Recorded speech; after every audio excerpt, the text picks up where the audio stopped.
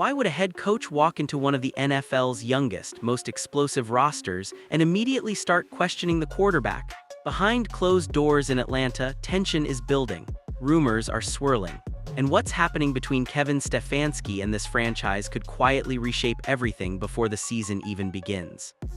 Before Atlanta ever entered the picture, the real questions began in Cleveland. When Kevin Stefanski arrived to lead the Cleveland Browns, there was optimism. He was viewed as steady, structured, quarterback-friendly. In his first season, the Browns won a playoff game and it looked like stability had finally arrived, but what followed over the next several years told a far more complicated story. 13 different starting quarterbacks took snaps during Stefanski's tenure. 13, that alone raised eyebrows across the league. There was Baker Mayfield, once considered the franchise cornerstone, early flashes, big personality, playoff momentum, but the relationship cooled quickly. Injuries, inconsistency, public tension. Eventually, he was gone. Then came Jacoby Brissett, steady but temporary, a bridge solution, a stabilizer, not a future. The blockbuster move followed. Deshaun Watson, massive contract, franchise-altering commitment, yet performance never quite aligned with expectations. Rust, injuries, system-fit debates. Fans began asking whether the offense was elevating the quarterback or restricting him. Late in the cycle, even Joe Flacco stepped in during emergency stretches, short bursts of success, veteran composure, but again, temporary. The carousel kept spinning. Now, context matters. Injuries were Stefanski's fault. Front office decisions weren't always his alone. But perception in the NFL doesn't separate nuance from pattern, and the pattern many observers saw was instability at the most important position in sports. Critics began questioning whether Stefanski was truly a quarterback developer or simply a system coach whose offense required perfect conditions to thrive. Some analysts argued that young quarterbacks under his watch never fully gained rhythm before the reset button was hit. Others pushed back, saying circumstances, not coaching philosophy, caused the turbulence. Inside Cleveland, reports suggested there were moments of tension about direction, nothing officially explosive, nothing confirmed as toxic, but the constant change at quarterback created uncertainty, and uncertainty makes development harder. By the end of his Browns run, one question lingered louder than the others. Did any quarterback truly grow long-term under Kevin Stefanski? That question didn't disappear when he left Ohio. It followed him. And now, as conversations begin swirling in Atlanta, fans aren't just evaluating a new situation. They're revisiting an old one. Because when a coach has overseen that much turnover at quarterback, fair or unfair, people start to wonder whether it's coincidence or philosophy. And that's where the concern quietly begins. Before any rumors, before any tension, before outside voices got loud, there was a plan in Atlanta. When Arthur Blank and the Atlanta Falcons front office began reshaping this roster, the blueprint was clear: build young, build explosive, and build for sustainability. This wasn't a quick fix. It wasn't a desperate veteran grab. It was a long-term vision centered on development. The draft investments told the story. Michael Penix Jr. wasn't selected to sit in limbo. He was brought in as a foundational piece, a left-handed playmaker with arm talent, poise, and the kind of deep ball confidence that energizes a fan base. The organization knew there would be growing pains. That was part of the timeline. The belief was simple: give him weapons, give him time, and let the offense mature together. And the weapons were already in place. Drake London emerged as a physical, high-point target capable of dominating contested catches. Kyle Pitts remained one of the most unique matchup problems at tight end when healthy and utilized properly. Bijan Robinson brought explosive versatility, a back who can shift games both on the ground and through the air. This wasn't a roster lacking identity. It was young, fast, flexible, and built to grow together. Ownership's expectation wasn't to tear this down, it was to elevate it. The head coaching hire was meant to maximize what was already brewing, not to reset the most important position before it even stabilized. The idea was alignment, coaching philosophy matching the timeline of a developing core. There's also the competitive context. The NFC South hasn't been a division dominated by a single powerhouse in recent seasons. The opportunity window felt real. With the right progression at quarterback, Atlanta believed it could compete while still developing. That balance is difficult in the NFL but not impossible. And that's why the early whispers have raised eyebrows. Because when a franchise invests this heavily in youth, financially, emotionally, strategically, patience isn't weakness. It's part of the design. Disrupting that process too quickly can fracture confidence, not just in the quarterback but in the overall direction. Arthur Blank didn't greenlight this rebuild to pivot at the first sign of turbulence. The roster wasn't assembled for short-term panic, it was built with intention. Which makes the current conversations feel unexpected. Because if the original vision was development and continuity, any deviation from that philosophy isn't minor. It's foundational. And that's where the tension truly starts. Then came the whispers. Not a press conference, not a public statement, just quiet reports that began circulating around league circles. Some insiders claim that Kevin Stefanski has expressed interest in bringing another quarterback into the building, not necessarily to replace Michael Penix Jr. outright, but to create what's being described as real competition. That wording matters. Because competition in the NFL can mean two very different things. It can mean healthy depth, insurance, a veteran presence to help a young starter prepare, or it can mean doubt, a shortened leash, a signal that belief isn't fully locked in. To be clear, there has been no official confirmation that the Atlanta Falcons are actively replacing Penix. No transaction has occurred. No public ultimatum has been issued. What's circulating falls into the category of reports and speculation spreads fast when quarterback development is involved. But here, why it's catching fire. Penix hasn't had a full runway yet. Young quarterbacks typically need time to adjust to NFL speed, defensive disguises, and the weekly preparation grind. If rumors suggest the organization is already exploring alternatives, some fans interpret that as hesitation. And hesitation at quarterback can shift locker room psychology quickly. Supporters of Stefanski argue that bringing in another quarterback is simply smart roster management. The NFL is brutal. Injuries happen, depth matters. A veteran backup can stabilize a season if things go sideways. From that perspective, it's not about replacing Penix, it's about protecting the franchise. Critics see it differently. They point to how early competition can subtly undermine confidence. If a rookie or second-year quarterback constantly feels evaluated against a potential replacement, development can tighten instead of expand, risk-taking decreases, creativity shrinks, and sometimes growth stalls under pressure. There's also the optics. When a young quarterback is drafted high, ownership typically wants to signal clear belief, public backing, organizational alignment. If rumors of quarterback shopping emerge too soon, fans begin wondering whether there's disagreement behind closed doors. Again, none of this confirms a fracture, but perception shapes narrative, and narrative influences momentum. Some reports suggest internal meetings have included discussions about adding experience to the room. Others claim it's standard off-season evaluation chatter being blown out of proportion. Without verified statements, the truth likely sits somewhere in between. Still, the timing is what raises eyebrows. Because when speculation about replacing a young quarterback surfaces before he's fully established, it doesn't just spark debate. It changes the temperature of the entire building. And that's when the conversation quietly shifts from development to doubt. When Cam Newton spoke up, the conversation shifted from quiet speculation to national debate. He didn't wait for the season to unfold. The moment Kevin Stefanski was connected to Atlanta, Cam publicly questioned the move, and he wasn't subtle about it.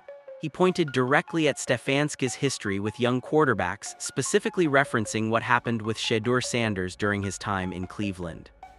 Cam's argument wasn't about play design or win-loss records, it was about opportunity.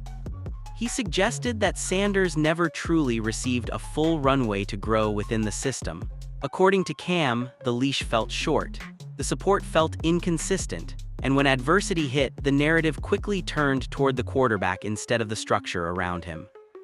Now, to be clear, not everyone agrees with that interpretation.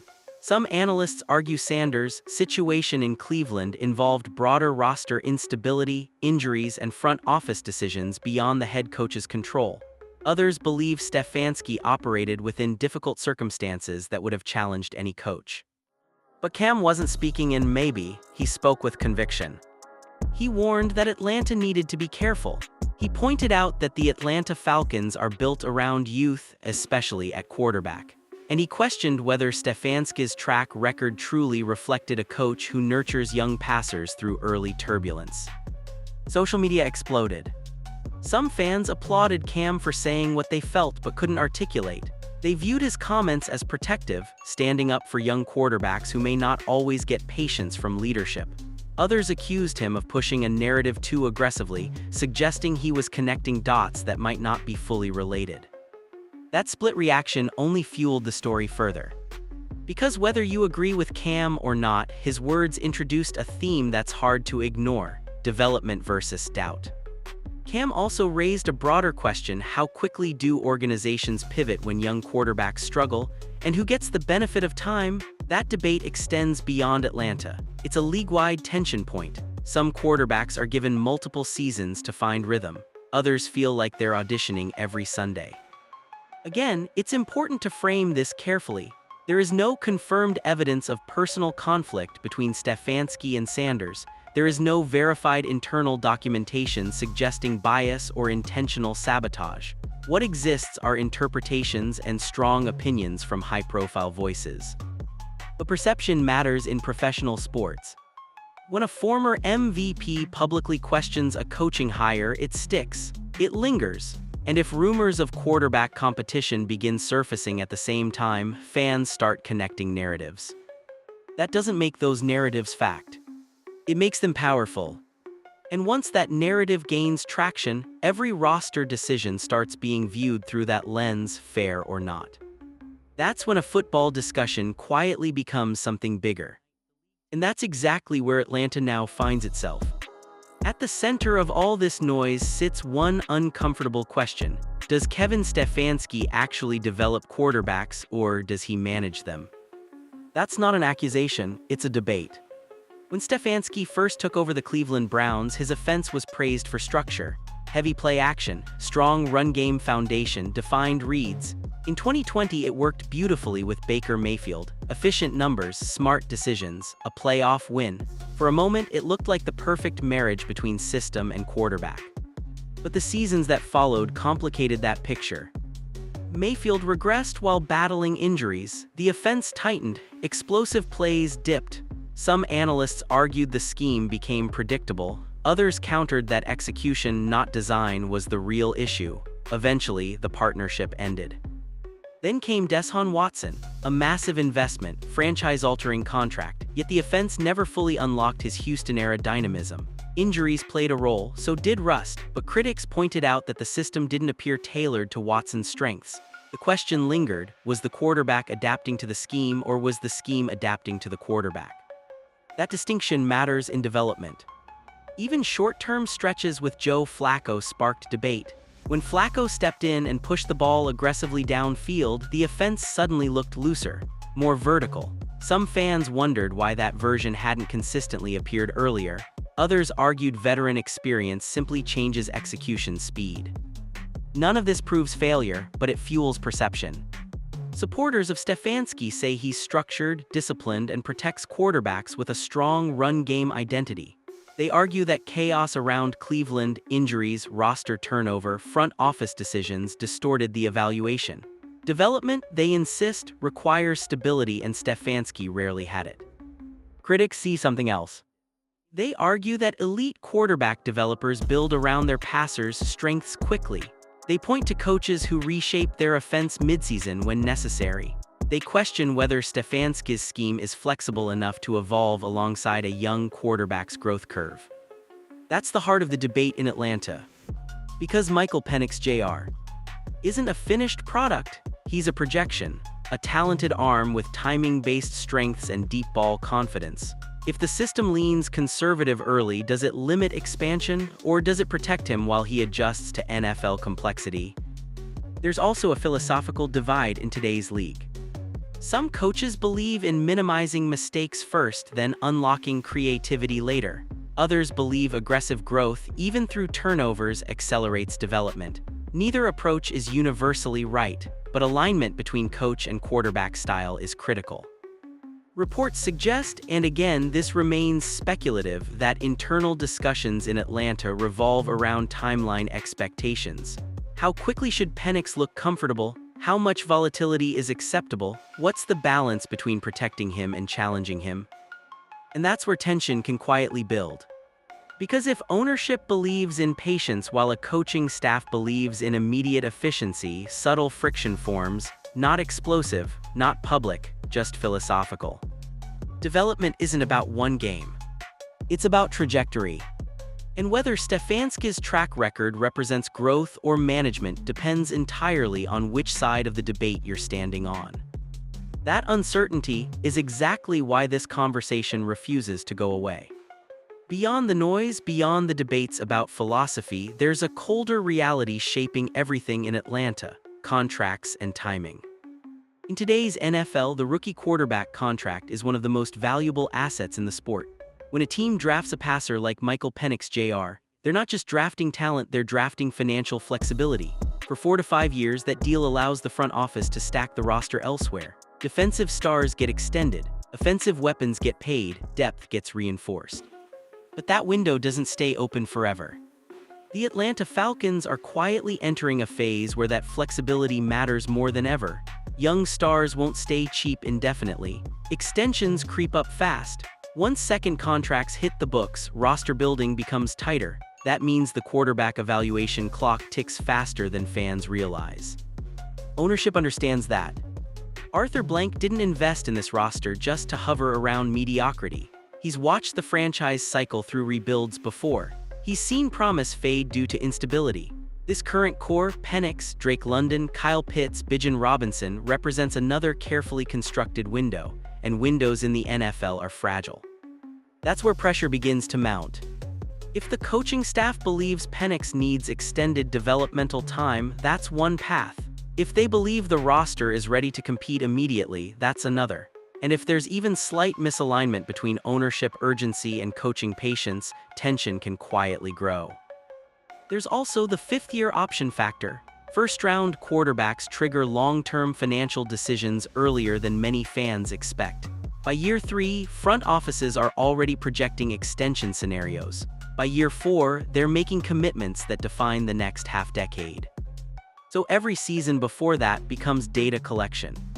Is he trending upward? Is he commanding the offense? Is he limiting costly mistakes? Is he elevating late-game situations?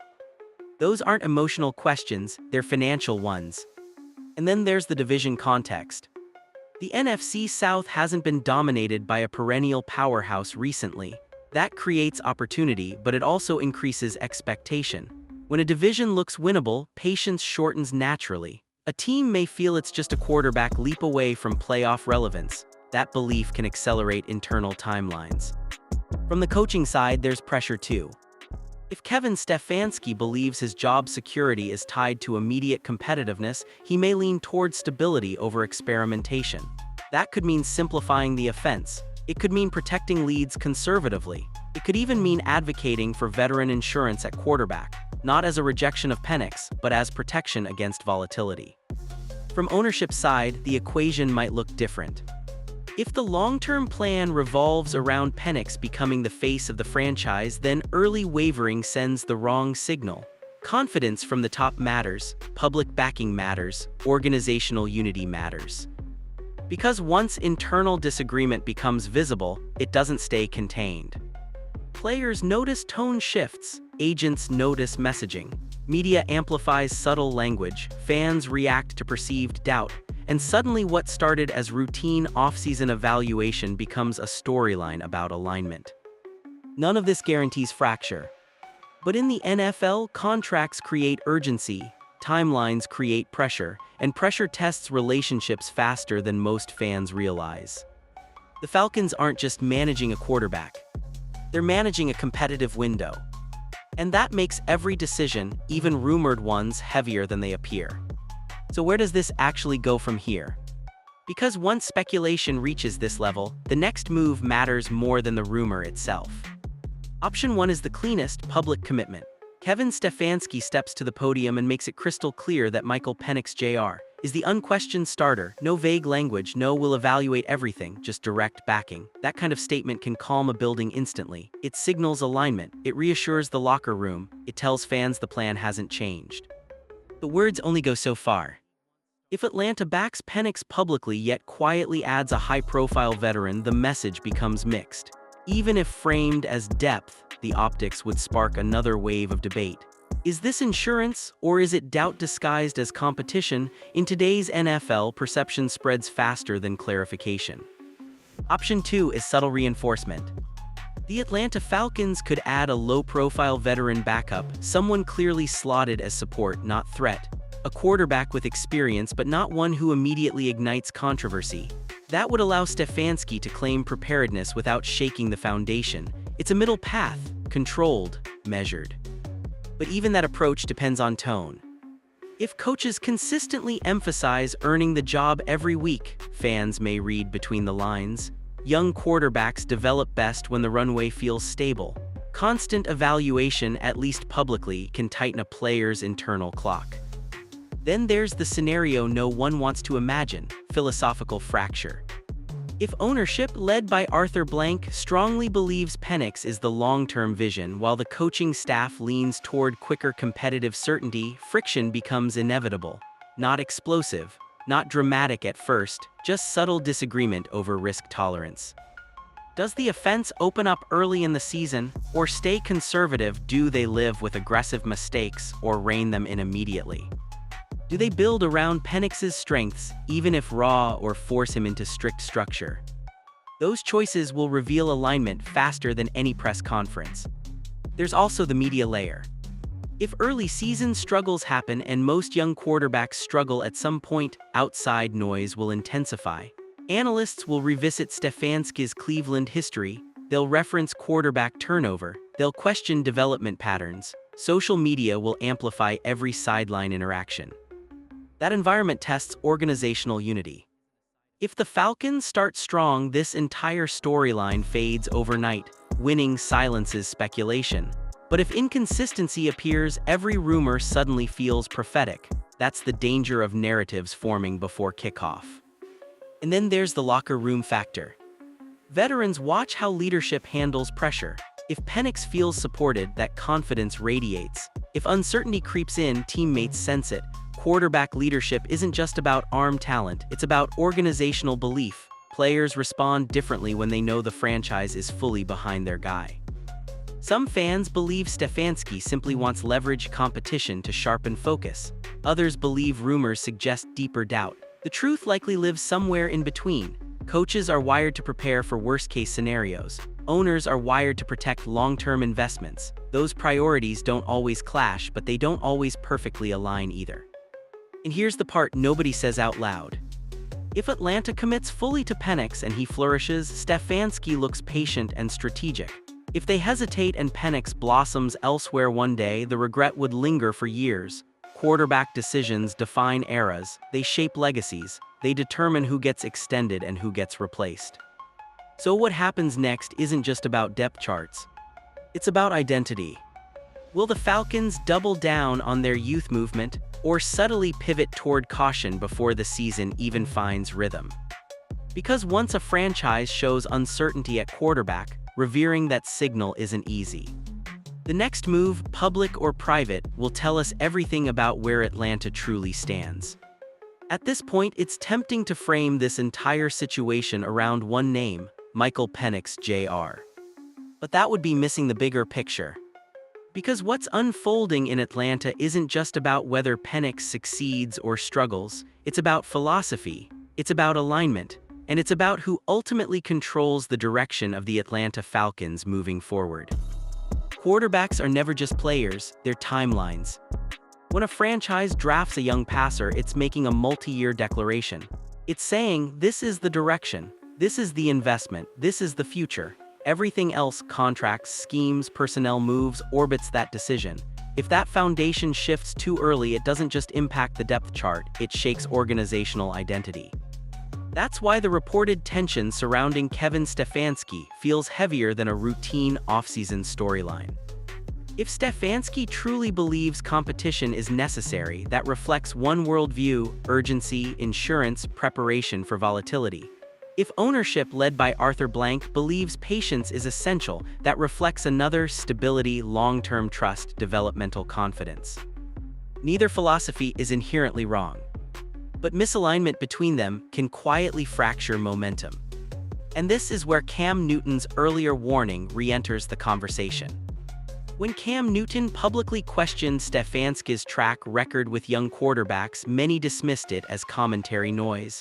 But now, with rumors swirling, some fans are revisiting those words, not as proof, not as confirmation, but as a lens. Some supporters believe Cam was highlighting a pattern of short leashes and quick pivots. Others argue he oversimplified complex situations from Stefanski's time in Cleveland. The truth likely lives somewhere in between perception and circumstance. What matters now is this: how does Atlanta respond under pressure? If Penix struggles early, does the organization double down on development, or does it pivot toward immediate steadiness? If he flashes brilliance and inconsistency in equal measure, which most young quarterbacks do, will that be viewed as progress or instability? Because that choice defines trajectory.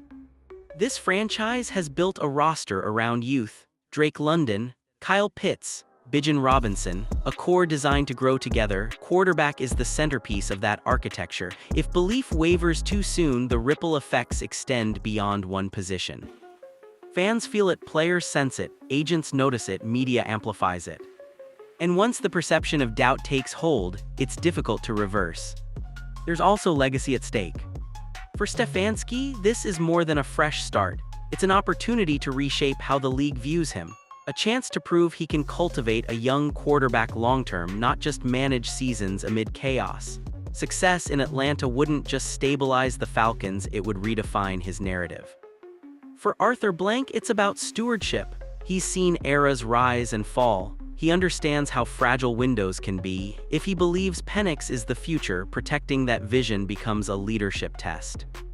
And for Penix himself, this is the crucible moment, not because he's failed, not because he's proven anything yet, but because young quarterbacks often develop in environments shaped by belief or doubt. The difference between those two atmospheres can be subtle but powerful. That's why this story feels larger than depth charts and practice reps. It's about trust. Trust between coach and quarterback, trust between ownership and coaching staff, trust between franchise and fan base. If Atlanta shows unified confidence, the noise fades. If mixed signals continue, the narrative grows louder. And in the NFL, narratives have weight. They influence patience, they influence perception, they influence how long a leash truly is, even if no one says it out loud. So no, this isn't just about one quarterback competition rumor. It's about whether the Falcons stay committed to the vision they drafted or quietly shift course before that vision has time to breathe. Because in this league, the hardest thing to build isn't talent. It's alignment. And the teams that protect alignment, especially at quarterback, are usually the ones still standing when the noise finally clears.